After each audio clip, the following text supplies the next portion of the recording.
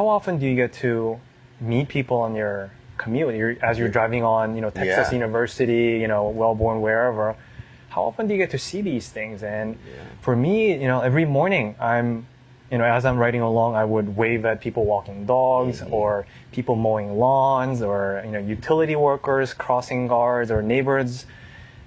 I just get to see people. And I think that's something that we miss out as we just drive around in cars and trucks. Howdy, you're listening to the Think Brazos podcast.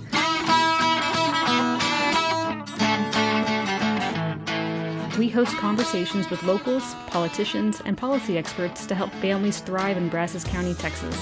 So when you're thinking about how to make your community better, just remember, think local, think Brazos.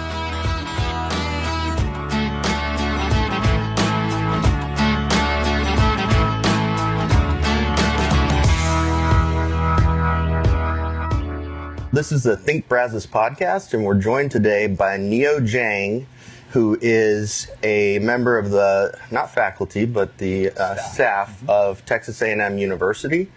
And also, I'm going to mess this up, I know, but part of the College Station Bicycle Pedestrian Greenway, like a subcommittee, right? Yep. So yeah, thanks so much for coming on the podcast. Thanks we for appreciate inviting me. So one of the first things I wanted to get into is we kind of discovered you through this subcommittee on bicycles, pedestrian greenway. And it appears that for a number of years you've been interested, I think, in transportation issues, particularly being able to get around by bike and that kind of thing. Do you ride your bike everywhere? Essentially everywhere in this town. And it's here, right? It's here. Right. It's like a really big bike that can fit kids, right? It's a cargo bike with a front loader where our kids, they sit in front of me. Nice. And it's got two wheels and I just get around. Can you fit two kids in there? I've actually fit up to 4 in the front, had 2 more, so it can be a rolling circus when it's moving. So. That is awesome. Right. And so you just pretty much get around that way, and it sounds like you're fighting for, well, not fighting, but you're working towards a college station and a community that you're easier able to do that, right? I would. Yeah. So how did you first start getting interested in these kind of things, and also strong towns and generally that sort of thing? All right. I'll start by thanking you, Charlie, for inviting me to this conversation. It's such an honor to be here. Sure. So you kind of paint a picture that I've always wanted to do this, but it's to be honest, it's always been kind of small and focusing on a small scale. So I've always enjoyed riding bike, just getting around. So my wife and I moved here 10 years ago. She's an economics professor. Okay. And 10 years ago, in those 10 years, first 4 I worked in Houston, followed by another 2 years in Austin. Okay. And I would just commute, drive into town, spend the whole weekend, drive back on Friday to be home with the family on weekends. Okay. And the time that I was in Austin was the time when I essentially drove into Austin, parked my car, and then Monday through Friday I would just get around, with my bike the whole week. And because I was so close to my work, my place, grocery and everything, it was quite simple to do that. And then once I eventually found a job in town with the university, I just continued that, and I held the on-campus parking permit for just 1 month, and then I realized I don't need this. I'm not using this, so I just took it back to the office, and I thank you, but I don't need this anymore. Wow. So that was September of 2019. Since then, I've been full-time bike commuting and bike parenting on top of that. So. And you also, on top of all of that, you organize a weekly family bike ride. Yeah. Right? We did that a couple of times, and I don't deserve the credit. It goes to all my friends, Tom and Steven, and all these families who have young kids, ages between anywhere. Well, actually, Atlas is 2 years old, but she's not riding yet, all the way up to 12, 13 years of age, and they all ride their own bikes with mama and mommy and daddy, and we just go from College Station all the way to Bryan to on weekends, and to downtown, right? To downtown Bryan. And the best part of it is you can promise the kids sweets, ice cream, candy, whatever, and they will leave the parents behind. They will just pedal 6-7 miles without any complaining. So let's give a shout out to where do you end up at as far as the business? So we do with the go suites? to So we go to our destination has been the Kinder Hill Brew. Oh, nice! I've been there. And they have fantastic pizza, and right across the street there's a bakery and coffee shop, so kids can go in there and get whatever they want. That's cool. So, That's awesome. Yeah. So before you said for about 10 years y'all have been in Texas, right? Yep. Before that, were you in Boston at one point? No, so Okay. the year right before we moved here, we actually lived in Canada for 3 years. Oh, okay. Yeah, in Ottawa. Oh, It's a wow. lovely town. That's what I've heard. Yep. Very cool. Okay, let's jump forward to the here and now as far as your service on this committee I referenced before. As a little bit of a background, I've heard for a number of years both cities, Bryan and College Station, will annually, it seems, give kind of a PSA to the community saying, hey, we have these different volunteer committees. We're looking for a diverse group of people from different backgrounds. Join up. This bicycle pedestrian greenway is just one of them. And so it's part of the reason that we wanted to talk to you today. Can you go into a little bit of what this committee is and what are its goals and focus? Sure. So again, another one that, something that started very small for me, and then it just kind of grew over time. I've been selected as a BPG, so let's just use the acronym let's BPG. do that. So BPG board this January. Okay. So it's a selected position by the council, and what happened was last year I went and attended a Cycle with Council that the College Station hosts every year in the spring. So I went and I road biked with a large group of families. Again, a lot of cyclists came out. That was when I actually met Councilwoman Kuna for the first time in person. And she was riding at the back of the whole group as a caboose. And since I showed up late with all the kids in tow, I rode alongside her. And we had a really nice chat. Okay. That was my introduction. And then later she reached out to me and informed me that there's an opening for this bicycle to the BPG board and that I should apply for it. Okay. And I could not thank her enough that I got engaged in that capacity, and then she really supported my case. So I've only been to 3 meetings this year. Okay. And then another thing that was brought to my attention that I would recommend anybody in either cities to do is there's a program called the Citizens University. Okay. What they do is the City of College Station hosts, I believe it's like 11 to 12 weeks, once a week evening course, and then they give you a whole tour across everything from fire department, police department, public works, utility, parks and rec, community services, and just the city manager's office. And it really opened my eyes to how, just number one, we have such a great city where the staff, they really care for running this city the best they can. And, I used to be that kind of just kind of stereotype, complaining about, there's another construction on this, on this road, we're talking about the median construction on Texas. Used to complain a lot, but kind of seeing that now, know what's all involved and how hard the city staff work. Yeah. Number one, actually, some of these constructions may not actually even be on the city's responsibility. It could be TxDOT. Right. So, they cool. they get blamed for things that are even outside, and they work so hard. They just don't get enough appreciation. And I think this was an opportunity for me to get engaged and see what a wonderful staff we have for working for the city, and I'm really thankful. That's cool. So, is it free and open to the public? It is. Wow. So this year I did it, and this was the first time they did it in person since pandemic. It's application based, and I think I'm gonna have to find it again. They open it towards the end of the year because I did it through January and February. Yeah, I think so. So it's So coming up this fall. Coming up in look fall. out for Yeah, it. look out for that opportunity. All right. Well, that's great. Yeah. Yeah, we definitely would encourage that kind of thing.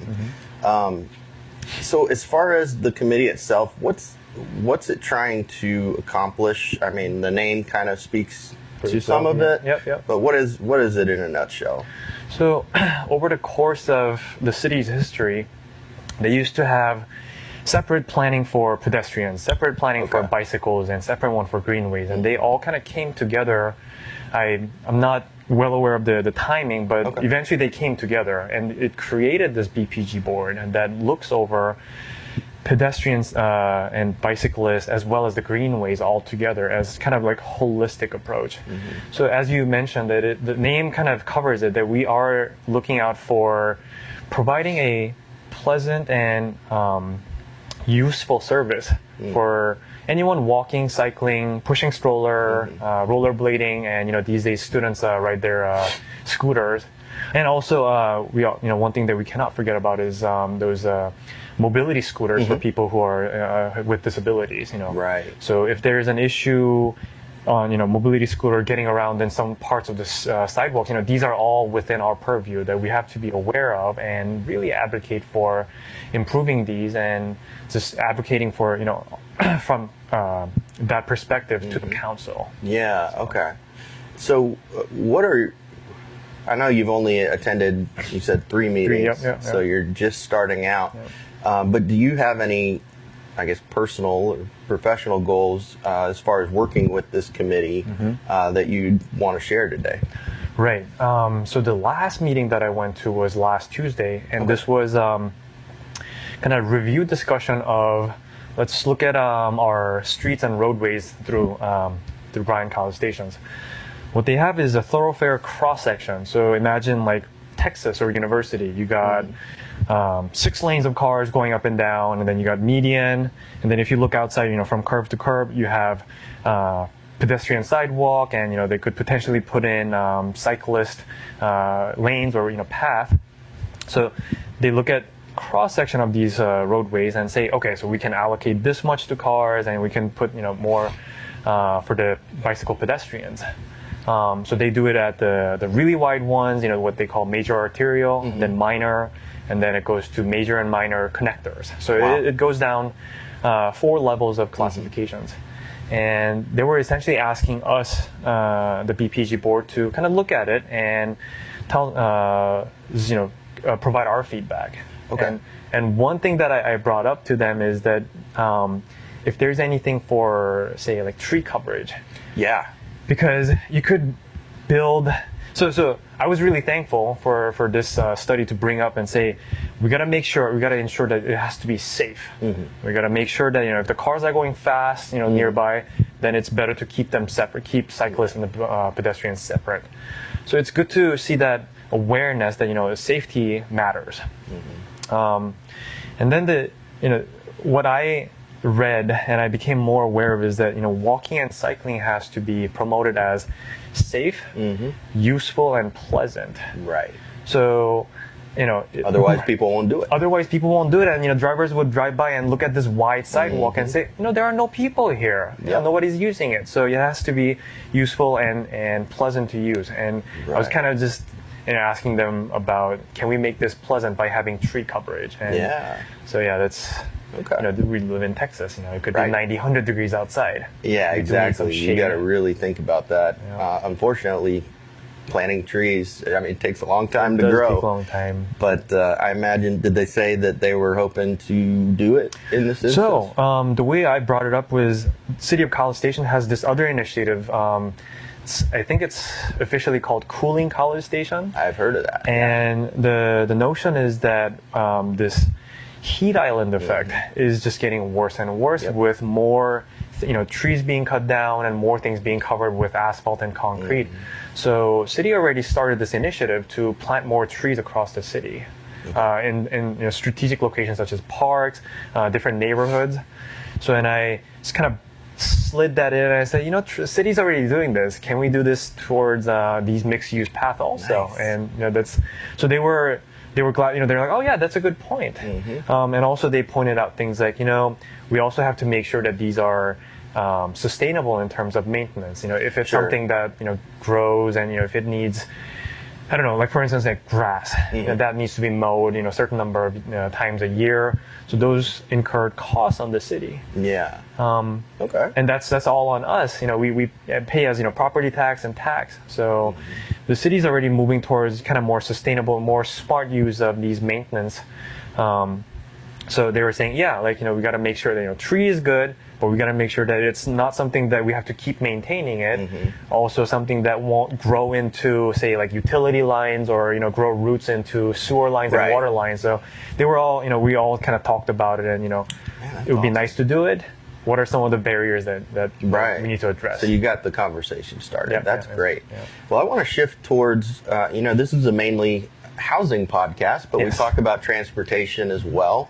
I definitely want to, if we have time, hit your ideas regarding safe, getting children to school safe and all that. But you made a statement in a meeting we had a few weeks ago, I believe it was, where you said it is impossible to decouple transportation issues, some of these that we've been talking about, from housing. And I think you were even getting at even affordable housing. Can you elaborate on that statement for our audience? Right. So this is actually where I go out of my own wheelhouse and my comfort zone, because consider myself more of a cyclist, and I live out in the suburb, and this is something that I'm thankful that we live privileged and it's just comfortable life. The way it came to my attention is essentially through what's known as strong towns, and it's been such a drastic mental journey for me that I became aware of strong towns through a friend of mine, who works for the university, Jeff Puckett. I have to really come out and say, I thank him for introducing me into this. That it was in the space of, as a cyclist, you get to notice that there is bike path that goes along and then it disappears.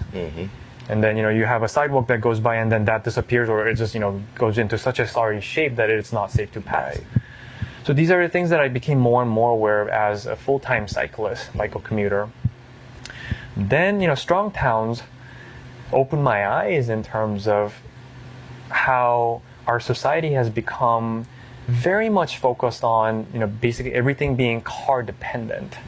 That so we get up in the morning, you go from air conditioned house, we walk to the garage, and then we get in the air conditioned car, drive 15-20 minutes, get to work, and then we get to the air conditioned work, and then you reverse and you go back home and so we never really get to think about this much, but there's just so much taking for granted that you just assume that everybody has cars and we can operate to get to everywhere. But then these are all decisions that are built into our policies and how we build our places, how we build our cities. So we separate housing from shopping, retail, commerce, and you drive to where your work is and you go back. But traditionally, the cities haven't been that way up until I guess like World War II, when this whole notion of that you separate where you live from where you work has become a commonplace, and then people just kept pushing that boundaries. So fast forward 70, 80 years now, and we're at a place that I read this I forget who is quoted to saying this. I don't take credit. We're at a place where we're overparked and underhoused. That we're surrounded by everything that accommodates cars, more lanes, more highways, more parking lots, and you go outside and your favorite restaurant, and there's sea of parking lot, and you go to your work and there's abundance of parking, and yet somehow we still find ourselves just asking for it's still not convenient. There's been a raised awareness. It goes back many years. I think the most recent book that came out was titled Paved Paradise. And again, it talks about how we got to this place. And there's been, from that, there was a New York Times article about, how we just, we have covered our cities with parking. And Strong Towns did a fantastic video on talking about this notion of this thing called the parking minimum that essentially all cities and municipalities have across the United States. So I encourage everyone to look at that. That's where this over reliance on cars really we just put more towards just accommodating our cars, and we just push out housing, and these are the places where we could build a nice maybe even an apartment complex, duplex or whatever, and have people live, but yet we just decide that, hey, we're going to put parking here. Yeah, so essentially what you're saying is for every parking lot that we're building, that is a affordable housing development potentially that is not being built.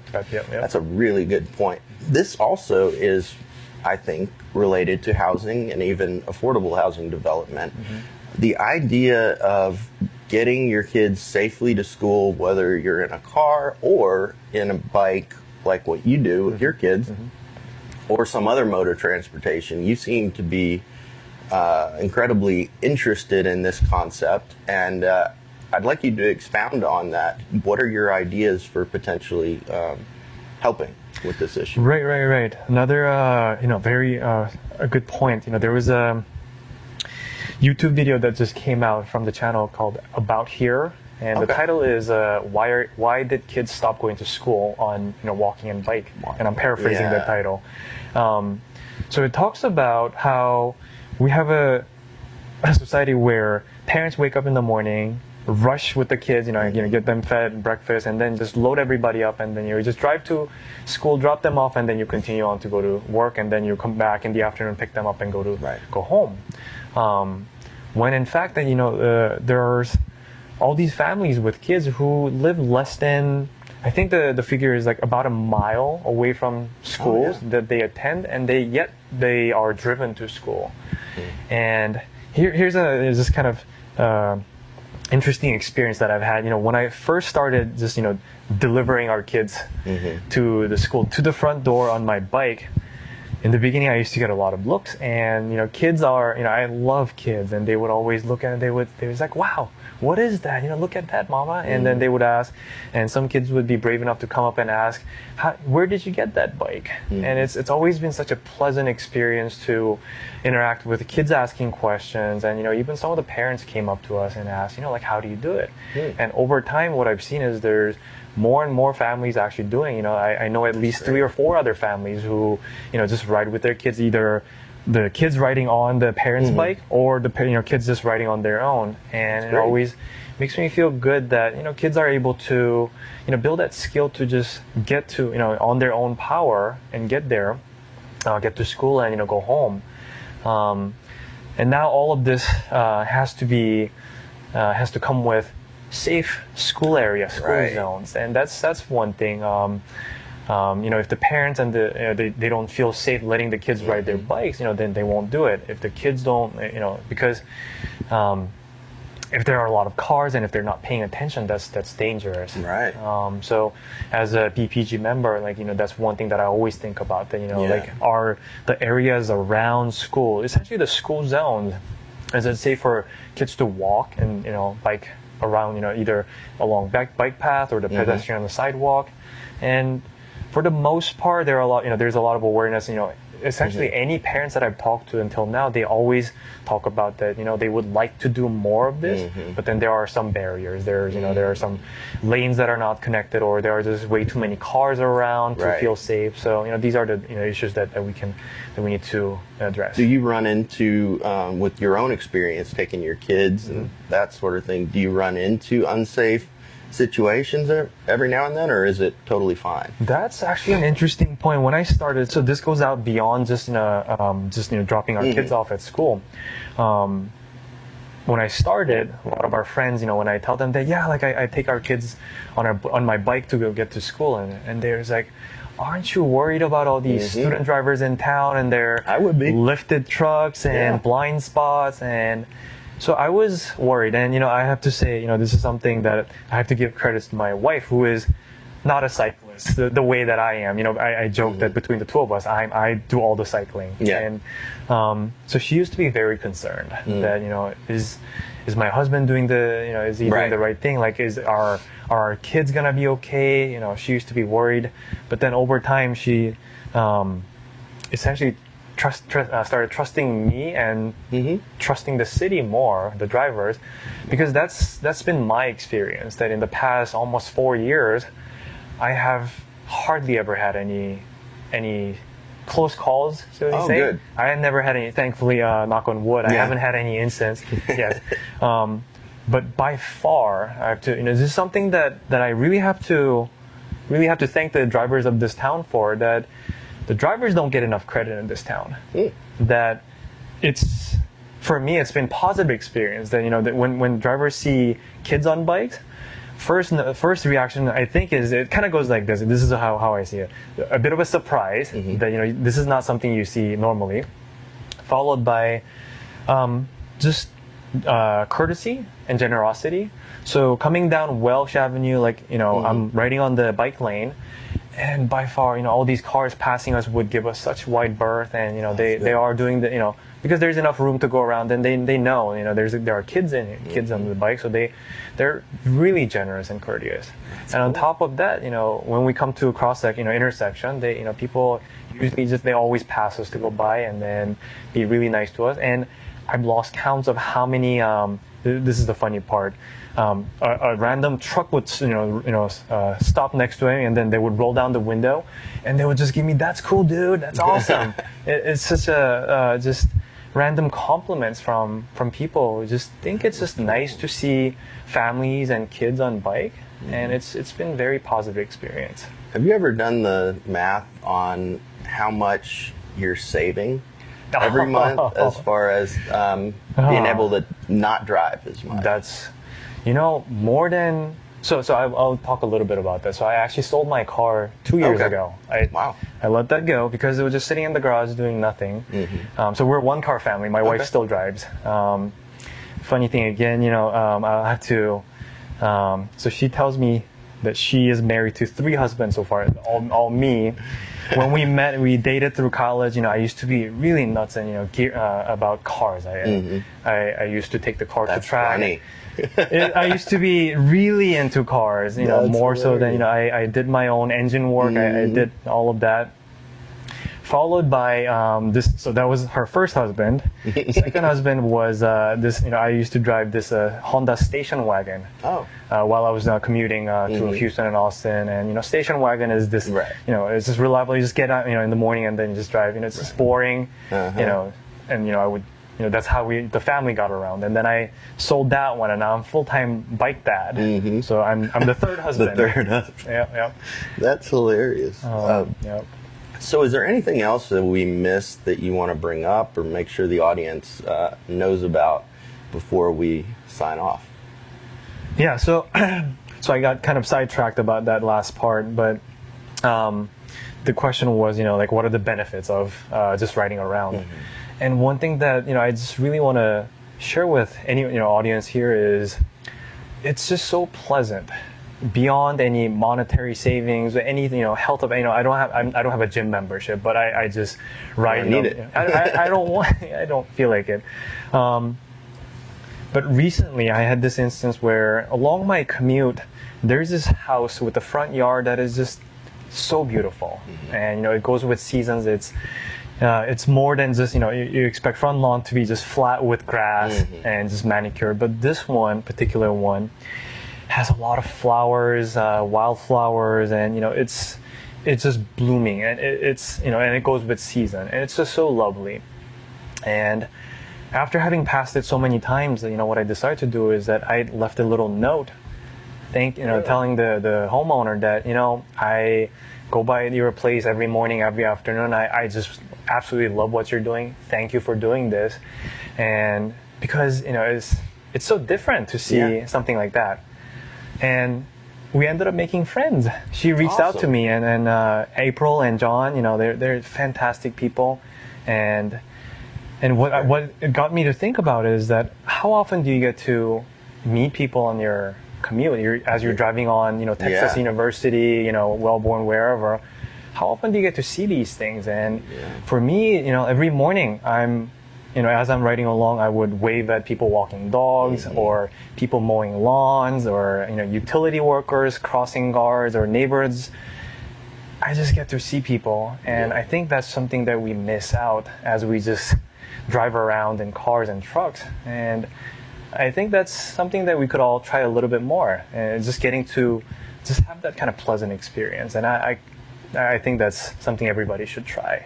That's awesome. So, well, Neo, it has been a lot of fun talking to you today. I hope we can do this again sometime. Yeah. Really appreciate it. Thank you so Thanks. much, Charles.